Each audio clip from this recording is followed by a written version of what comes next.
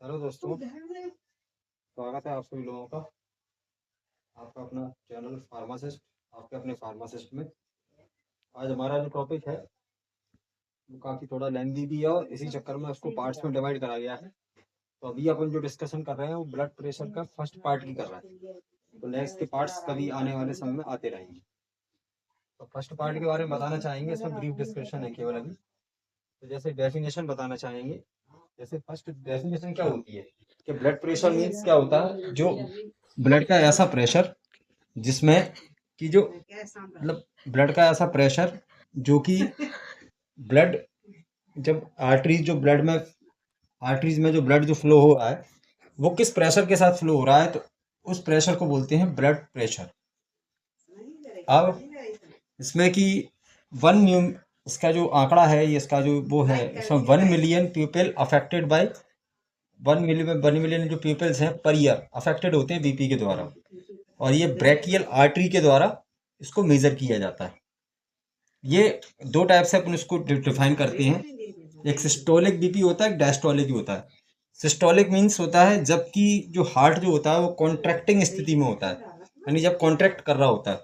और diastolic BP का मतलब होता है it occurs when heart relaxing, जब हार्ट रिलैक्सिंग कंडीशन में होता है।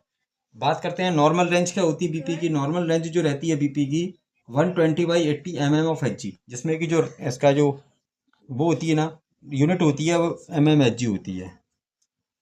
अब देखा जाए तो बीपी कितने टाइप का होगा। फिर बीपी दो तरीके का होता है, एक तो हाइपोटेंशन होता है, एक होता है हाइपरटेंशन।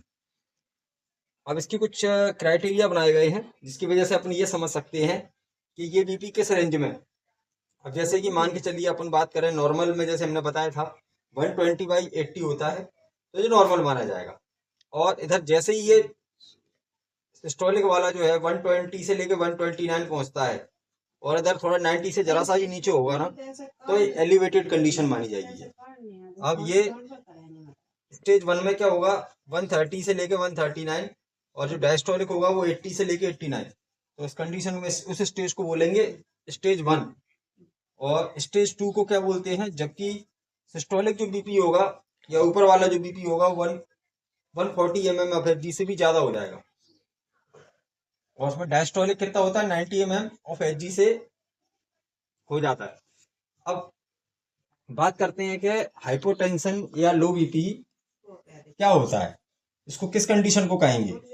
हाइपोटेंशन के बारे में बात करेंगे तो हाइपोटेंशन जो रहेगी ये इसमें तब कही जाती है जबकि अपना जो बीपी होता है वो 90 mm of H G upon 60 mm of H G, इससे नीचे ही होना चाहिए।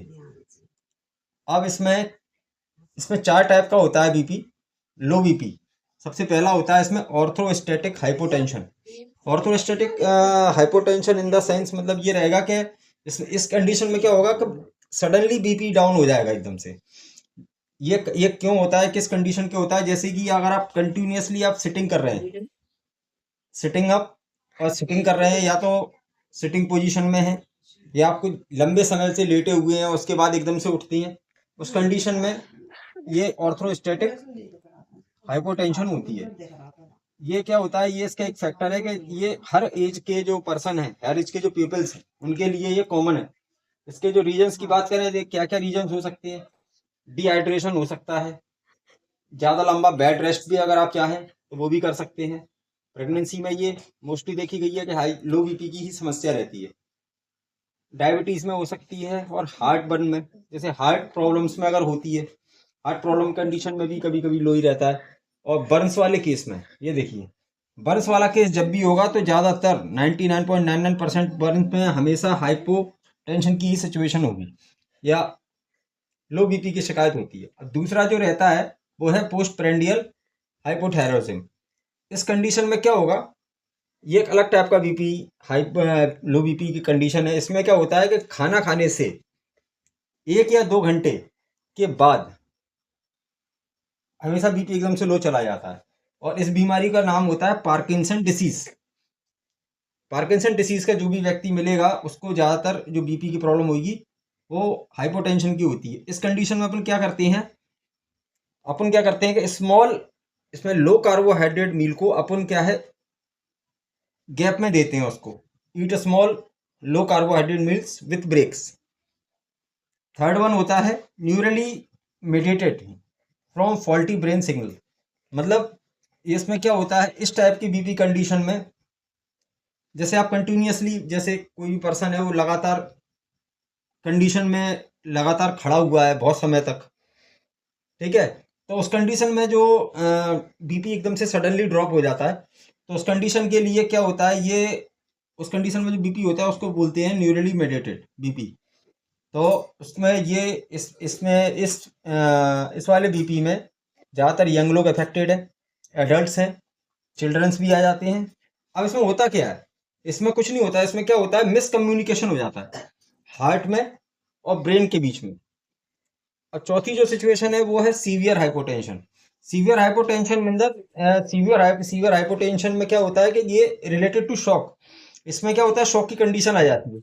शॉक क्या होता है, शॉक जो होती है ना, हाइपोटेंशन की most extreme form of hypotension. जबकि जब कोई पर्सन जो रहता है ना शॉक की कंडीशन में जाता है, तो बीपी जो रहता है ना drop to dangerous low level तक डेंजरस लेवल तक पहुंच जाता है। अब बात करते हैं अपन लोग क्या कॉजेस क्या क्या हो सकते हैं, क्या क्या लो बीपी किन कारणों की वजह से हो सकता है। डिहाइड्रेशन की वजह से हो सकता है, लूज मोशन की वजह से हो सकता है, डायरियल सिचुएशन हो सकती है, एल्कोहल एंड स्मोकिंग।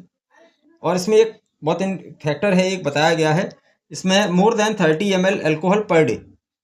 और ये क्या है, शुड नॉट कंज्यूम डेली, ये बताया जाता है इसके बारे में, ठीक है। अब इसमें कुछ सिम्टम्स होते हैं, हाइपोटेंशन के सिम्टम्स होते हैं, जैसे कि वीकनेस होगा, नौसिया होगी यानी घबराहट टाइप की होगी, ब्लर विजन होगा, कभी आपने महसूस किया हो एकदम से अपन बैठते हैं, एकदम से बैठे बैठे कभी एकदम से उठ जाते हैं, तो उस कंडीशन में ब्लर विजन हो जाती है, कुछ समय के लिए धुंधला दिखाई देता है। अब रिस्क फैक्टर क्या होते हैं हाइपोटेंशन के, देखो प्रेगनेंसी में होती है, एज फैक्टर भी होता है, हार्मोनल इशू भी हो जाते हैं कभी कभी, मेडिकेशन से अगर कोई ले रहा है तो उस कंडीशन के लिए अलग है, कार्डियोवैस्कुलर कंडीशन है, जैसे किसी को हार्ट की प्रॉब्लम है, किसी को कुछ भी प्रॉब्लम है हार्ट की कंडीशन से रिलेटेड जब भी होगा तो हाइपोटेंशन की सिचुएशन आएगी। और लीवर की किसी को डिसीज है तो उस कंडीशन में भी उसको यही चीज़ देखी जाती है। अब बात करते हैं इनमें मेडिसिन अपन क्या क्या दे सकते हैं। मेडिसिन वैसे मोस्टली इसमें तो अपन यही बोलते हैं कि हाइपोटेंशन इन द सेंस मतलब ब्लड की कमी में, उसमें सोडियम की कमी हो जाती है, या बोले तो अपने ने सॉल्ट की कमी हो जाती है। अब लेकिन उसमें कुछ मेडिसिन बताई गई हैं जो कि जनरली यूज होती हैं। एक ड्रग होती है मेटोप्रोलोल, और इसमें एक कैटेगरी होती है बीपी की ड्रग की। बीपी की ड्रग में डायोटिक्स एक दवाई होती है, इसमें फ्यूरोसेमाइड नाम की ड्रग होती है, उसको देना पड़ता है। और जब भी कभी लोगों की कंडीशन आएगी तो ओआरएस को ज़्यादा प्रेफर करते हैं, तो ओआरएस आप ज़्यादा से ज़्यादा पिए और पानी ज़्यादा से ज़्यादा पिए। और डाइट जब भी लें तो मल्टी विटामिन रिच और प्रोटीन रिच डाइट लें। और इसमें एक सिम्प्टोमेटिक ट्रीटमेंट होता है, जैसे अगर मान के चलो इसके साथ में अगर आपको लो बीपी हो रहा है फिर भी आपको नौसिया और वोमिटिंग हो रहा है, घबराहट हो रही है और चक्कर भी, और चक्कर आ रहे हैं या तो उल्टी जैसा मन हो रहा है, उस कंडीशन में क्या रेंटेक डी टैबलेट देते हैं, और ओंडेम 4 mg। रेंटेक डी मतलब ये तो ये होता है पीपीआई होता है, और ये उल्टी वाली वॉमिटिंग वाली टैबलेट दी जाती है। अगर किसी को हेड की हो रहा है इसके साथ में भी तो डायनापार वाली गोली देंगे। और इसके साथ में अगर मान के चलो किसी को चक्कर से आ रहे हैं, वर्टिगो कंडीशन आ रही है, तो इसमें स्टिल मेटल एमडी वाली गोली दी जाती है। ये अभी क्या है, अभी तो ये हमने फर्स्ट ही पार्ट बनाया है, अभी इसके और भी पार्ट्स आएंगे क्योंकि ये बीपी का टॉपिक अपने आप में बहुत बड़ा है। तो ऐसी आशा करता हूँ कि मेरे द्वारा दी हुई जानकारी से आप सब लोग संतुष्ट होंगे।